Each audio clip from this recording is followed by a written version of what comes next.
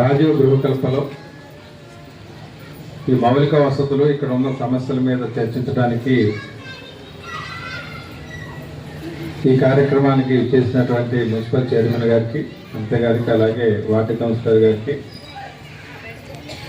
అలాగే మరో ward councillor గారికి, అందరికి వచ్చిన కౌన్సిలర్స్కు, టౌన్ కాంగ్రెస్ అధ్యక్షులకు, అలాగే హౌసింగ్ అధికారులకు, ఈ కార్యక్రమానికి చేసినటువంటి రాజగురుకల్ప నివాసులైనటువంటి అక్క చెల్లెళ్ళు, అన్నదమ్ములందరికీ కూడా హృదయపూర్వక నమస్కారం. ఈ యొక్క 2024లో పడ్డటువంటి వర్షాలకి మనం ఇక్కడ సమస్యలు అనేవి బాగా బహిర్గతం అయినాయి. అంతకుముందు కూడా హౌసింగ్ బోర్డు కట్టారు, అప్పచెప్పారు, కానీ తర్వాత వసతుల మీద ఎక్కడా కూడా మౌలిక వసతుల మీద కాన్సన్ట్రేషన్ చేయలేదు. మీ అందరి అభిమాన నాయకుడు శ్రీనివాస్ రెడ్డి గారు ఎమ్మెల్యే అయిన తర్వాత ఇక్కడ మనం చాలా వరకు రోడ్లు అయితే, సిమెంట్ రోడ్లు అయితే చాలా వరకు ఇక 2-3 రోడ్లే ఉన్నాయి, చాలా వరకు పూర్తి చేసుకున్నాం మనం. ఇంకా దాంతోపాటు మిగిలిన రోడ్లు, డ్రైన్లు అనేవి మున్సిపల్ అడ్మినిస్ట్రేషన్ దాంట్లో మేము శాంక్షన్ చేపిస్తాము. మిగతా కాలనీలతో పాటు దఫల వారీగా ఇవి కూడా శాంక్షన్ అవుతాయి. కాబట్టి రోడ్లు, డ్రైన్లు అనేది అది మున్సిపాలిటీ బాధ్యత కాబట్టి మున్సిపాలిటీ చూసుకుంటుంది దానికి. కాబట్టి 4-5 నెలలు అటు ఇటుగా చాలా వరకు ఇక్కడ కొన్ని డ్రైన్స్ కూడా కట్టడం జరిగింది ఈ మధ్య నగరాభివృద్ధిలో. ముఖ్యంగా ఇక్కడ మనం ఈరోజు డిస్కస్ చేసేది ఏంటంటే, ఎవరైతే నివాసం ఉంటున్నారో వాళ్ళు పడుతున్న ఇబ్బందులు, వాళ్ళకి ప్రభుత్వం తరఫున మనం ఏం చేయగలుగుతాము అనే దాని మీద ఇక్కడ చర్చించడానికి మనం కూర్చున్నాం. ఏదైతే వర్షాలప్పుడు మనం చూసినటువంటి దాన్ని బట్టి మెయిన్ ముఖ్యంగా ఇది 20 సంవత్సరాలైంది. అవుట్ సైడ్ సర్ఫేస్ అనేది పూర్తిగా దెబ్బతిని శిథిలావస్థలో ఉన్న బిల్డింగుల్లాగా కనపడుతున్నాయి. కాబట్టి దీనికి అర్జెంటుగా కలర్స్ చెప్పారని అప్పుడున్న వాళ్ళు అడిగారు. అప్పుడున్న సమస్య అది. ఎందుకంటే సరే కలర్స్ అనే దాంతో పాటు ఈ 20 సంవత్సరాల్లో మెయింటెనెన్స్ కూడా సరి లేకపోవడం వల్ల కొన్ని పారాఫిట్ వాల్స్ పెంచలోని, అన్నిటికంటే 2 సమస్యలు ఏంటంటే ప్లంబింగ్ లీకేజ్, అంటే నీళ్ళ లీకేజ్, డ్రైనేజ్ వాటర్ లీకేజ్, నీళ్ళ లీకేజ్. ఈ రెండింటి వల్లనే 10 కోట్ల రూపాయలు పెట్టి కట్టుకున్న బిల్డింగ్ కూడా ఈ 2 సరిగ్గా చేయకపోతే 10 సంవత్సరాల్లో దాని పరిస్థితి కూడా ఇంతే అయింది. 10 లక్షలు పెట్టి కట్టుకున్న ఇంధన బిల్లు అయినా మనం ప్లంబింగ్ అనేది పైన రూఫ్ టాప్ అనేది కరెక్ట్గా చేసామనుకోండి, అది 50 సంవత్సరాలు ఏం కాదు. ఇల్లు పాడైపోయేది మెయిన్ వర్షపు నీళ్లు పైన నిలవటం వల్ల. అలాగే మన మంచినీళ్ళు కానీ, డ్రైనేజ్ వాటర్ కానీ అవి సరిగ్గా బయటికి పోక బిల్డింగ్లో ఏదో ఒక మూలకి వెళ్ళిపోయి నిదానంగా వాటర్ స్లాబ్ గోడల ద్వారా చెమ్మలాగి స్లాబ్ కంకర పాడైపోవడం, అలాగే మన స్టీల్ తినిపోవటం వలన ఈ సమస్యలు అనేవి మనకి జనరల్ వస్తూ ఉంటాయి. ఎక్కడైనా జనరల్గా అపార్ట్మెంట్స్లో కూడా 20 సంవత్సరాల కంటే అపార్ట్మెంట్స్ వస్తే మనకు అర్థమైపోయింది. చాలా అపార్ట్మెంట్స్ కూడా నెరలిచ్చే ఉంటాయి. అక్కడ కూడా ఈ సమస్యలు ఉన్నాయి. ప్రైవేట్ కట్టిన బిల్డర్స్లో కూడా ఈ సమస్యలు ఉన్నాయి. ఎక్కడా కూడా ఎప్పుడు కూడా ఇండివిజువల్ హౌస్ కాకుండా అపార్ట్మెంట్ టైప్ కట్టినట్టు ఎప్పుడు మెయింటెనెన్స్ చేస్తూనే ఉండాలి. ప్రతి 5 సంవత్సరాలకు, ప్రతి 10 సంవత్సరాలకు మెయింటెనెన్స్ చేస్తూ ఉంటేనే అది తెలుస్తుంది. ఇప్పుడు చేసిన తర్వాత మన 5 సంవత్సరాల తర్వాత మన సేమ్ సిచ్యువేషన్ వస్తూనే ఉంటుంది.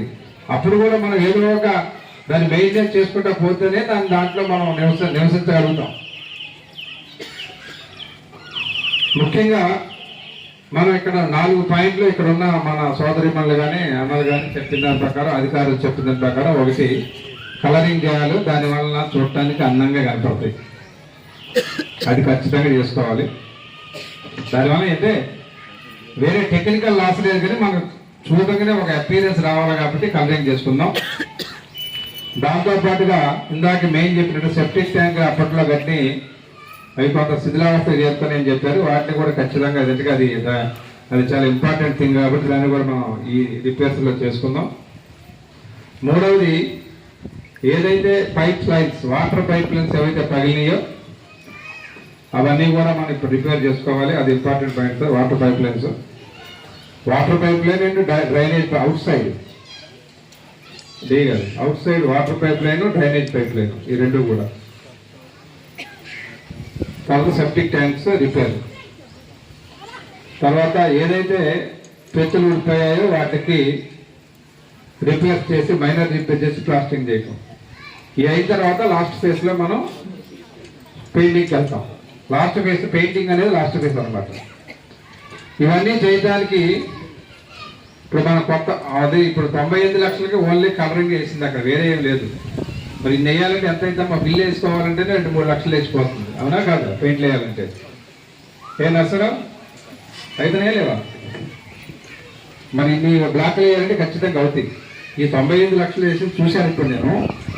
ఓన్లీ అంటే చిన్న రిపేర్స్, ఏదన్నా పెచ్చులు ఉంటే పెచ్చులు చేయటం, తర్వాత దానికి డైరెక్ట్ పెయింట్ చేస్తే కుదరదు కదా, ప్రైమర్ వేయాలా, ప్రైమర్ అంతా పెయింట్ చేయాలి, దానికి 95 లక్షల రూపాయలు అవుతుంది.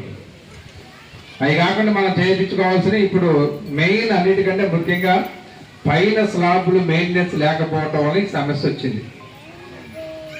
ఇందాక చూసిన చాలా ఘోరమైన చెట్లు మొలిసినాయి, ఇంత పెద్ద పెద్ద చెట్లు మొలిసినాయి. దాంట్లో ఇద్దరైనా ముగ్గురైనా వానర్స్ ఉండొచ్చు, మిగిలిన అద్దెవాళ్ళు ఉండొచ్చు. వెళ్ళి 5గురు అనుకొని వెళ్ళి చేస్తే అరగంట పని మొత్తం. అది నీళ్ళు నిలవకుండా మనం చేసుకోవచ్చు. స్లాబ్ మీద నీళ్లు నిలవకుండా చేసుకోవచ్చు బాధ్యత ఎవరిదన్నా?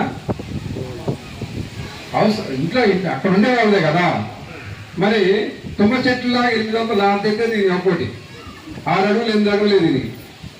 మరి అన్నాళ్ళు ఉంటే అన్నాళ్ళు ఎదిగితే ఏదంటే చెప్పు. అటువంటివి కూడా మనం చూసుకోకపోతే దానికి కూడా మనం ఎదుటోళ్ళ మీద బాధ్యత చెప్పి అట్లా అడ్డుకునే వాళ్ళు సంవత్సరం నుంచి లేరు, 10-15 సంవత్సరాల నుంచి ఉన్నారు ఇక్కడ అద్దెకి, అదే ఇంట్లో. హౌస్ వాళ్ళు 2 కడుతూనే ఉన్నారు. మరి కొంత మనం కూడా హౌస్ ఎవరైతే అడ్డుకుంటారో వాళ్ళు కూడా బాధ్యత తీసుకోవాలి. రేపు ఏదన్నా అయితే వాళ్ళకి రాదా ప్రమాదం? వాళ్ళకి ఒక్కతే కాలు చేయగలిగిద్దా? అద్దెకుంటారు కదా, ఎవరికైనా వస్తుంది ప్రమాదం అనేది. కాబట్టి మెయింటెనెన్స్ అనేది మనం అద్దెకుంటున్నామా లేకపోతే రెండుకుంటాం అని కాదు. మనం కొన్ని సంవత్సరాలు మనం సుఖంగా ఉండాలి, అక్కడ ఉంటున్నాం అంటే కొంత బాధ్యత మనం అయితే 1,000 లక్షలు పెట్టమని చెప్పరు కదా. శారీరక శ్రమన్నా చేయాలి కనీసం. శారీరక శ్రమన్నా చేస్తే మన ఇల్లు మనం శుభ్రం ఉంచుకోవచ్చు. మన ఇంట్లో మనం చేసుకోవచ్చు కదా, అన్నీ దొరుకుతున్నావా? రోజు వేస్తున్నారమ్మా, తడిబట్ట పొడిబట్ట వేస్తుంటాం కదా, అన్నీ వేస్తున్నారు కదా, అన్నీ చేసుకుంటాం. అట్లే కొంచెం బయట పక్క కూడా గంటకి ఒక ఎప్పుడక్కర్లా వారం రోజులు 10 రోజులు ఎప్పుడన్నా ఒక ఫ్రైడే అనుకోండి ఎప్పుడన్నా పెట్టాలి, దాకా షెడ్యూల్ పెట్టాలి. ఇంతకుముందు గవర్నమెంట్ కొంచెం 10 శుక్రవారం కుండీలో గిడ్డలు నీళ్ళు పెట్టి అలా చేయడం వల్ల కొంచెం ఈ సబ్బులు తగ్గినాయి. ఇల్లు లేకపోవడం వల్ల ఏంటి దోమలు గుడ్లు పెట్టడం, దోమలు గుడ్లు పెట్టకపోతే దోమలు పెరగవు. అలా ఎలా పెట్టామో ఇక్కడ కూడా 10 రోజులకో 20 రోజులకో ఒకసారి అనుకొని ఒక శ్రమదానాలు పెట్టుకొని చేసుకున్నట్టయితే మీరు మీ కాళ్ళని మీరే బాగుపరుచుకున్నట్టయితేని కోరుకుంటూ, ఇంకా ఈ 98 లక్షలు అనేది సరిపోవు. ఇక్కడ ఏదైతే ఈ 4-5 సంవత్సరం అనుకున్నామో, ఒకటి పెయింటింగ్ వేయటం, రెండవది సెప్టిక్ ట్యాంకులు బాగు చేయటం, మూడవది ఇళ్ల మీద నీళ్లు నిలవకుండా చేయాలి. ఫస్ట్ నీళ్లు నిలవకుండా చేస్తే ఫ్లోరింగ్ చేయాలి. ఫ్లోరింగ్ కూడా ఎట్లా ఇష్టమొచ్చినట్టు చేస్తే కుదరదు.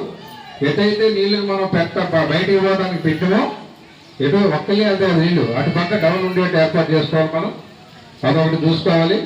అలాగే పైప్ లైన్, మంచి నీళ్ళకి వచ్చే పైప్ లైన్ కానీ డ్రైనేజ్ పైప్ లైన్ కానీ out side pipe line repairs ఇంతవరకు అధికారులు మళ్ళీ ఎస్టిమేషన్ వేసి ఒక 1 వీక్ 10 days తయారు చేసి ఎంత వస్తుందో చూస్తున్నారు. ఈ లోపల మీరు చేయాల్సింది ఏంటంటే, ఎన్ని బ్లాక్లు ఉన్నాయి ఇక్కడ? 32 బ్లాక్ల నుంచి ప్రతి అంటే బ్లాక్ అంటే ఇదొక బ్లాకా? ఒక బ్లాక్ లో 24 ఉంటాయి, అట్లా 36 బ్లాక్స్ ఉన్నాయి. 32 బ్లాక్స్ నుంచి ప్రతి బ్లాక్ నుంచి ప్రతి 24 మెంబర్ నుంచి ఒక ఓనర్, ప్రజెంట్ నివాసం ఉండే ఓనరు, యాక్టివ్గా ఉండే ఓనరు 30 మందితో ఒక కమిటీ వేయాలి. వారం రోజులు మీరు ఇవన్నీ చేస్తేనే నేను ఇవి కూడా చేస్తా, లేకపోతే చేయం. సపోజ్ మీరు కూడా బాధ్యత తీసుకొని, అంటే నేను చేసే వల్ల ఉపయోగం ఉంది. రేపు దాన్ని మనకు కొన్ని సంవత్సరాలు కూడా ముందుగా తీసుకెళ్ళాలి అంటే మీలో కూడా ఒక అసోసియేషన్ కమిటీ, దానికి బాధ్యత, మంచి చెడు. ఇప్పుడు ఏంటి మన వినాయక చవితి విగ్రహం పెడితే వేసుకుంటాం ఆ కమిటీ, దానికి మాత్రం ఎందుకు వేసుకుంటున్నారు? అవసరం ఏముంది? దుర్గామాత పెట్టాలంటే వేసుకుంటాం, ఎందుకు వేసుకుంటాం? దానికి అవసరం ఉంది మనకి? అది లేకపోతే నడవా? నడుస్తుంది. కానీ ఇది లేకపోతే నడవదు. దీన్ని వేసుకోకుండా మనం దాన్ని చేస్తాము. ఇల్లు శుభ్రంగా ఉంటేనే కదా బయట శుభ్రంగా ఉండేది.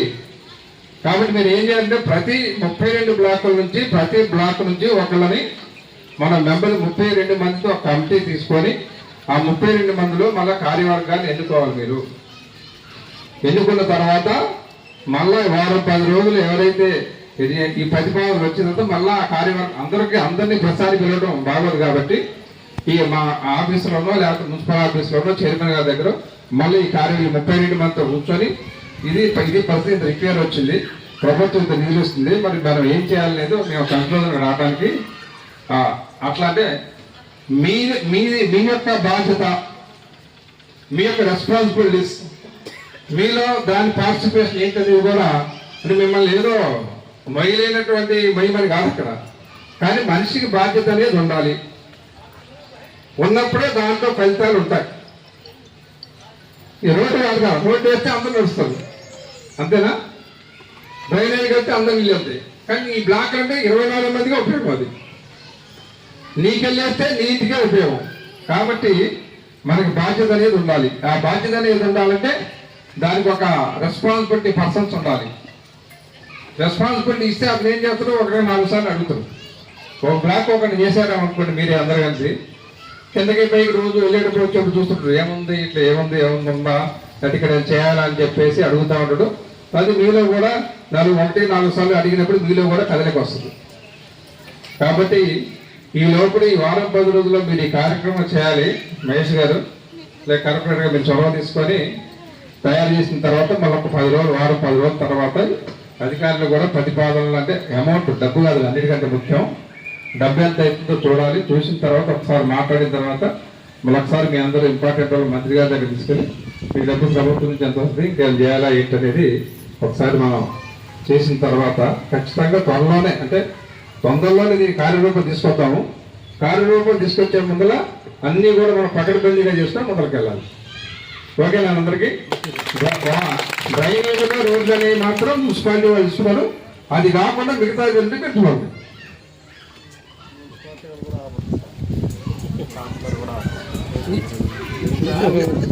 మున్సిపాలిటీ ట్రాక్టర్ ఆపండి చెత్త